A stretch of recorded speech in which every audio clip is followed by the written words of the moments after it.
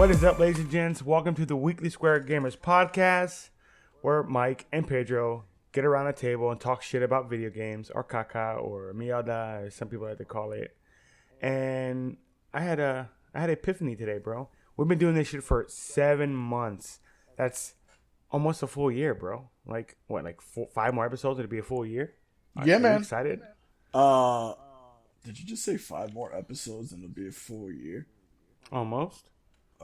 What? No, that'll just be another month and a week. What? What is going on? I had to test you, bro. Okay, I was like, yo, what do we do this shit in another it's half in asleep. monthly installments now, bro? What's going on right now? Fucking how shit, are man. you, That's man? It's WrestleMania week, so are you getting the wrestling fever? No, I'm getting Dark Souls 3 and Tokiden 2 and For Honor fever, bitch. Oh my god. Let me tell you something right now, bro. If this was in the Attitude Era, I would have tickets for WrestleMania. But since this is like this lame ass Randy Orton, John Cena era where you don't get quality wrestling, bro, I'm gonna sit this one out. Oh, Mr. What was it? X-Pac and D-Generation X or D-Generation X. There you go, bro. D-Generation X, X-Pac. You had, your Stone Colds, your Mankind's, your Rocks, your Rocky Maivia.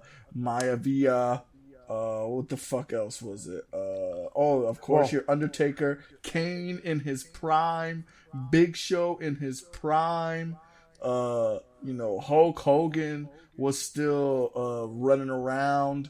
You still had Sting out there before he looked like just an old lady, like that she's been crying for a super long time in makeup. Goldust was still out there. You had Goldberg. Razor Ramon, bro, was still out there, man. The Wolfpack and their dope song. The Dudley Boys, the Hardy Brothers, Eddie Guerrero, Rey Mysterio. The list goes on and on and on. But we talk about video games today. Let's go. Now, if we were talking about WWE, the new WWE game, then it'd be a different story. But we're not talking about that because that's not a red box for you to rent. Bro. It's because it's not a red box, bro. You ain't getting it unless it's in a red box.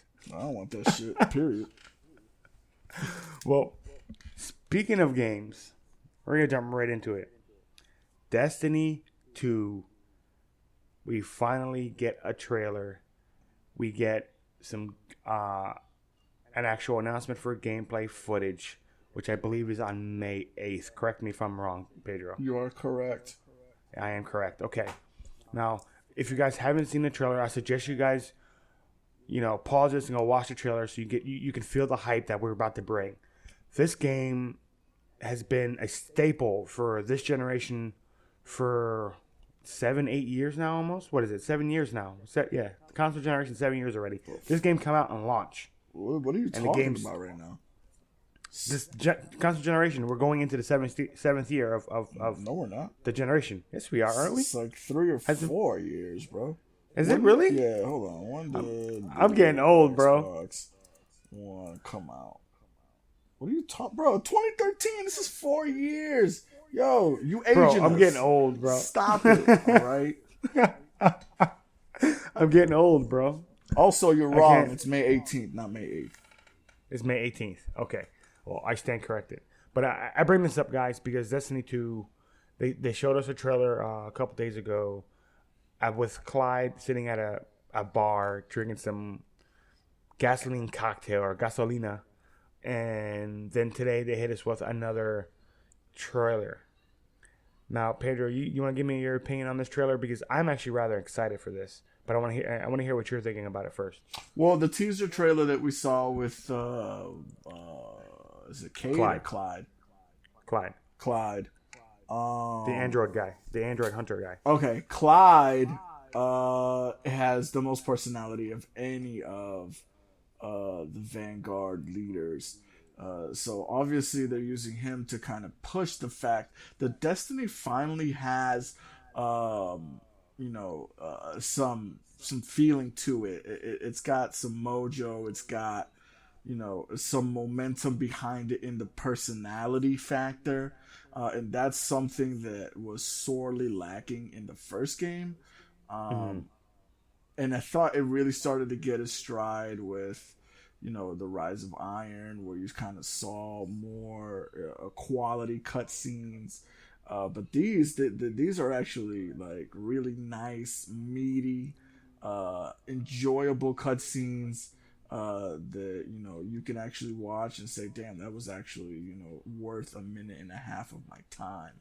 Which I really, really, really, really like, and I thought that Destiny needed to take that step forward, because there is some story, there is some meat on those bones that is You just have to Destiny. dig for it. You just have to dig for it. That's the fucking problem. Well, yeah, and exactly, and I agree with you with them using Clyde as like the poster boy or to bring in some life into the series, because I'm thinking they're probably going to go with a little more narrative than they did in this game right now. I mean, there was narrative, but nothing like a Halo did, where Halo had cutscenes in between each mission, kind of giving you story and what's going on, your missions, why you're actually doing these things. And Destiny, in my opinion, has never been good at this. But so basically, in the trailer, in the one they released today, they showed the tower or the city that the one surviving city has fell, and to none other than the Cabal, which I think was rather interesting. I thought they would have been the last ones to take us over, to be quite honest with you. Now, what are you thinking when it comes to actual lore wise, Pedro, for this concept to have Cabal take over, right, and destroy the city? How do they do this to actually, when Destiny 2 released, there's no gap in story or at all? You know what I'm saying? Because if there's a gap in the story, it's gonna come off feeling really weird. No, I mean I think that they did everything they needed to do in the trailer to show that this is a brand new game with a brand new story. There doesn't need to be another backstory or what happened after the Rise of Iron or any of that garbage, bro. They already said there was an attack. These are the people who did it. They fucked everything up. You now no longer have any of your stuff. I no longer have any of my stuff. And really, I only care about my stuff going away. Or my stuff being fucked up. So we're going to go fight to avenge the fact that, that they ruined all of my stuff. So. If you guys haven't seen the trailer yet, that is a clear indication of what went on in the trailer. Clyde is a funny motherfucker. It's gonna be exciting to see what kind of narrative they do and what kind of humor they add with him, because he's always been funny. He's always I played a hunter in Destiny, and when you're doing his missions and stuff, he's always pop-shotting. He's always making little crack jokes, and it kind of makes you smirk. I hope they go full force with this and actually bring in some humor to where we're laughing until we can't breathe anymore. You know what I mean? Yeah, what's good with the ghost though, man? We didn't see any ghosts there or anything like that. That's the Yeah, we didn't see any ghosts. See, the thing that bothers me, Pedro, is as of right now, we only saw a minute and 30 seconds, so I mean, not Destiny, much can bother you from only seeing a minute and 30 seconds of stuff. No. What I'm saying is, right now in Destiny, in the Destiny universe, the strong, after the Shiva virus, the strongest power was still the what are they called? The Elder Covenant. Is that what they are? The robots? Yeah. Not the Cabal. The other guys, the ones that are aliens, basically. You know what I'm talking about? I can't fucking remember their name now. I feel like an idiot. All right, keep talking. I got you. Because they're slipping my mind right now too. Yeah, exactly. Those guys are probably the biggest threat right now. So what I'm trying to say is, how do they show the Cabal rise in power? Is what I'm saying. Do they do it with just a cutscene in the very beginning of the game, or before Destiny 2 drops, in Destiny 1, they put a little DLC pack or a little ending mission to say, goodbye to Destiny before Destiny 2 drops, to show Cabal at, rising power. Because when I first seen the trailer, I was like, wow, Cabal, really? The Cabal? That's shocking. We've been fighting Crota and his minions for the last fucking The Cabal God haven't knows what. haven't had any dope stories anyway. They were just like kind of there. Exactly, that's why it's so shocking. They're just like the other intelligent race other than the Guardians. You understand what I'm saying? Because the Cabal seemed like they had some kind of intelligence to them because of the way they equip themselves, the tanks they use, They were and they the were way. more like like what you would think. Yeah, exactly. So I know I'm wondering. I want them to hear what you guys have to say. So make sure you go to the Facebook group, Facebook.com/Square Gamers, all that good stuff, and leave your ideas there because I would be interesting to hear that shit because I'm not the biggest lore guy in Destiny, but to what I know, it comes off weird for me. But now, Pedro, going into gameplay mechanics, etc., etc., etc., what would you want to see in Destiny 2? What in Destiny 1 irks you to the point where you want it fixed this time around? Loading times, man. Loading times were kind of slow. We spent a lot of time seeing our ships docked, and waiting to fly to the next destination. I think that needs to be fixed. I think the social area would need to be fixed as well. I think um, uh, taking something from the division would be a good idea, where you have a social area, and if you're near a certain player or in the certain vicinity of a certain player or players, you'll be able to kind of listen and speak to them in your own private chat channel. That way, you're not listening to everybody in that Mm-hmm. area, but you'll be able to listen to a compact, let's say 2x2 square, 4x4 square of area that you'll be able to interact with those people. I think those are Yeah. the two main things that they should fix.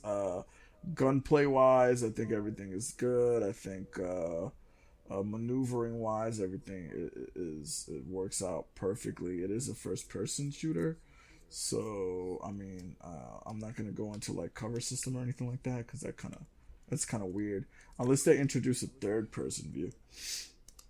Uh, I don't think that would work for this style of game. Like it's way too intuitive and interactive. You understand what I'm saying? Like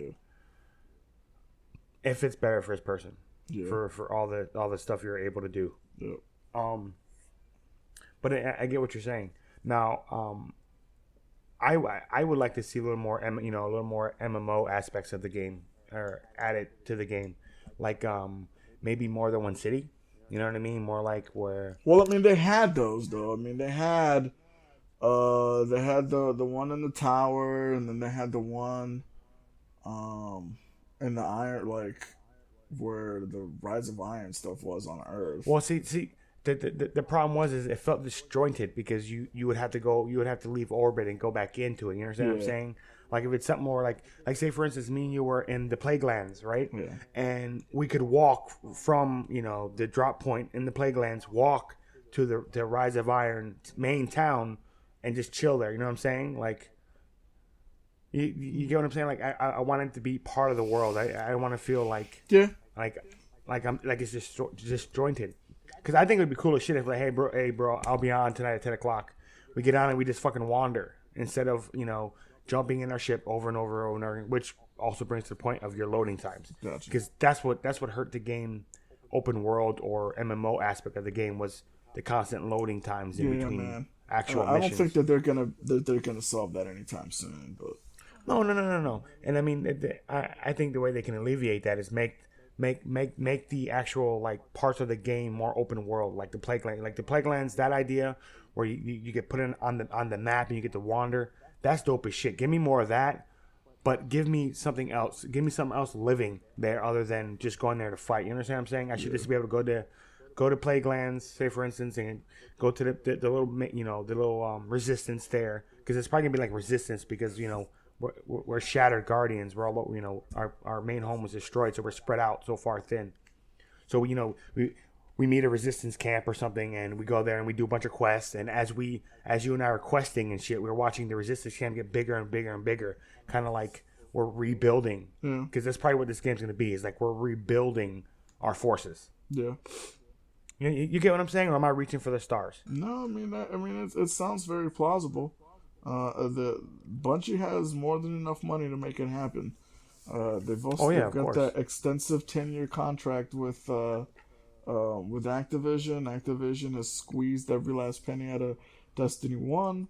It took them about 4 years we'll say 3 years to kind of get that done and move on, and now they're on to the next one. So hopefully this one will capitalize on the things that Destiny 1 didn't. I will say this. The everything that they've done in Destiny 1 game mechanic wise and in terms of matchmaking and things like that, they should totally keep.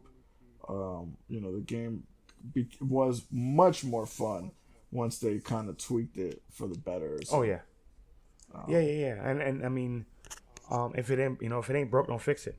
Yeah. You know what I mean? So that's just the way I look at it. I mean, just tweaking for Destiny 2, to be honest with you, because Destiny 1 wasn't the best game, but it also was probably one of the better games this generation so far. I mean, it held a lot of people's attention. It held my attention twice.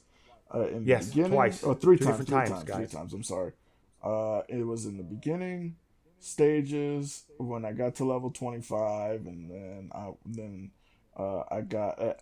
So I bought this game twice. I bought it on the box first. Played it in the beginning. It was bare bones. They didn't have the Vault of Glass out yet. I was level 25. Didn't have anything to do. Stopped playing it. Got a PlayStation 4, and that was the first game I bought for the PS4. And then played the shit out of it again with my friend. And then got out of it. And then for the Rise of Iron this holiday season, me and Mike ran through that. So that's 3 times that they got. Actually, I bought the game 3 times. I'm sorry. I purchased the game 3 times. I purchased the original game. Then I bought it on the PS4. And then I rebought the game for the Rise of Iron because it was actually cheaper to do so than buy the DLC. So they got my money threefold, bro. Yeah, I mean, well deserved. I mean, it was a great game. But moving on to a not so great game, Pedro. Not so great. Mass Effect Andromeda. That is the word on the internet, Pedro. Are you aware of that Mass Effect is not so great game? We played it. I wasn't very impressed with it. I thought that it could have been better.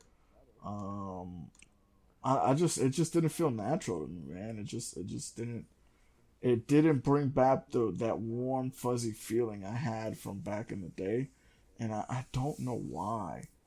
I'm unsure as to maybe I don't know if it was maybe because I wasn't playing on the Xbox and I was playing it on the PlayStation, and I just wasn't used to it, and maybe playing it on the Xbox with the Xbox controller and Xbox controls. It feels a little bit more at home, or what? Graphically, I didn't think it was visually stunning. It's well, I don't know, man. Well, we talk about this, guys, because BioWare has reached out to the public and broken their silence on what's been probably the talk of the town since it released. This is their official statement. It's been a week since before we officially launched Mass Effect Andromeda worldwide, and we couldn't be more excited that our fans are finally experiencing everything we worked so hard to create. We received quite a bit of feedback, some of it being positive and some of it being critical.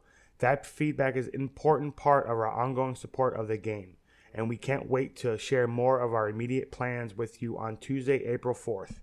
In the meantime, keep your feedback coming. Our team is listening and working around the clock to gather information and plan out a solution to improve and build on the Mass Effect Andromeda.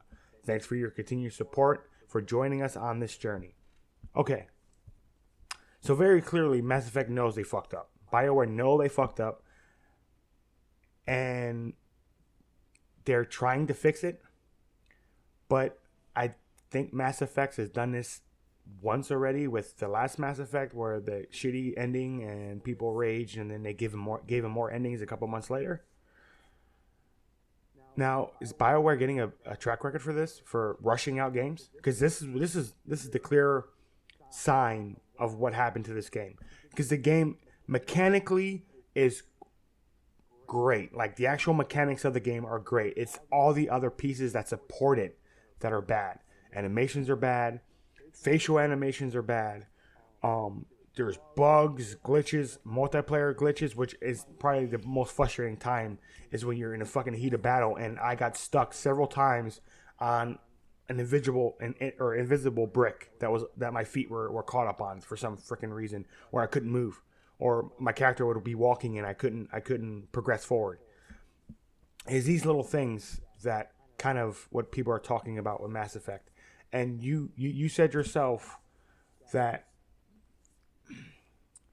the game feels not like it doesn't feel like Mass Effect to me either. Like, the story mode was cool. I played it for about 8 hours. It didn't grab me, but multiplayer, I was hoping it would suck me in, and we would get the good old times of fucking spending 3 or 4 hours a night just grinding out multiplayer horde mode. It just didn't do it. We played it for one night, and that was it. There was no more. We didn't talk about it the next day. We didn't say, "Oh my God, Mike, I can't wait. I got $10 to spend on this to get this Krogan Vanguard that I want." You know what I mean? Where's that? What is that feeling? Do you think this game will ever get that feeling ever again? No, I don't think it will. I mean, I don't know. I mean, we'll have to play it after the updates and things like that. But to me, first impression is huge on me, especially since there's limited amount of money and a limited amount of time to spend playing video games, and I could honestly just save the money I'm buying Andromeda and put that towards getting a Switch and playing The Legend of Zelda, to be honest. Yeah, I get it. So what do you think BioWare? What do you think BioWare's next move? Well, I mean, their next move will be fixing the game. Then once they fix the game and the game becomes playable and it's to everyone's standards, you'll probably see a lot of people making the plunge to purchase the game and play it. But for now, I think for now, I think that's the only thing they can do. Don't give me any new DLC. Don't give me any new game modes. Fix what you did wrong, and let me enjoy the core game the way that I'm supposed to, or the way I expect to, and then give me more content. And that's what they're doing, and that seems like a good sign, man, because a lot of these developers just pull out more and more and more DLC content, but don't fix the problems with the core game. And to me, they're putting money over the game itself, or the enjoyment Quality of the game. So yeah, they're putting money over the quality of the game. It just sucks because Mass Effect was probably. I mean, we talked about Mass Effect for the last couple months, 3 or 4 months before it came out, and every time I brought some up about it, you're like, "Shut up, motherfucker! I'm not. I'm going in dark. I'm going in dark." I'm like, "Oh fuck!" The last time Pedro went in dark was on Mass Effect 3. yeah, that was. I mean, that's the only time that I actually just said, you know what, I need to go in. I don't want to hear anything else. I just want to experience it on day one. And to be honest with you, I regret doing that, because had I not went dark, as you say, and had I read the reviews and kind of checked out what was going on in the community around the game, I would have known to stay away and saved both you and both yours and my time, because we wasted that time playing that game, bro. I could have told you to get Horizon, and you would have had more fun. Well, I mean, we still had to experience it for what it is. We still had to experience it. But I did enjoy my 8 hours I spent on the campaign. Yeah, the facial animations are wonky, but I can turn a blind eye to that, but that's me. Um, the first the first hour and a half of the game was really slow, a lot slower than I remember previous Mass Effects being, and the story felt a little convoluted almost, like maybe there was too much going on, and I didn't grasp. The only thing I could understand was that I just got woken up and I'm a pathfinder and I have to go find a planet for the humans and the other races who have allied with us to survive, and that's all I really knew.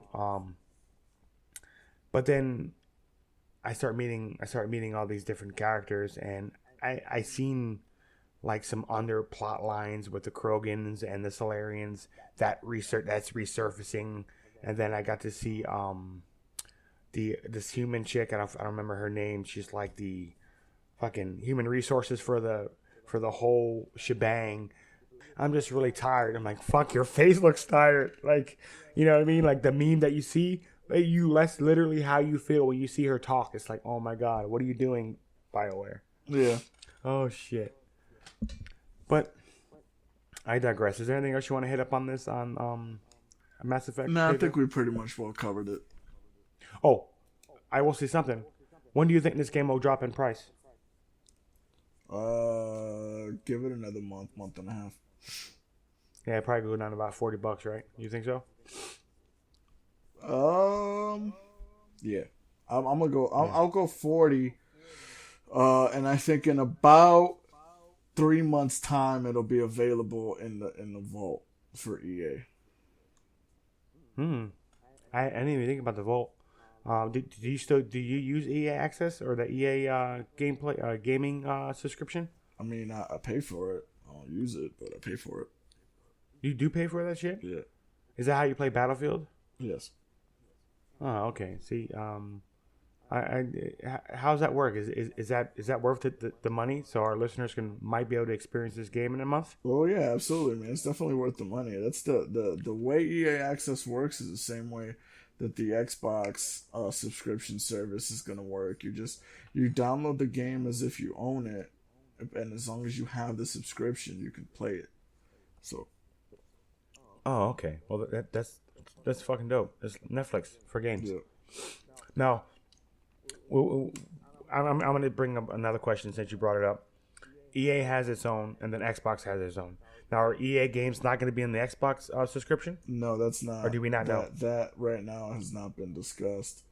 But I mean, they definitely want to make sure that they have those games there, and they may partner as well, because every publisher and developer, whether it be an indie or a big name title, they have to get a cut from that subscription service. That's the only way that Microsoft got that done. So I'm pretty sure that they'll give EA a cut for having their games on the Xbox subscription service.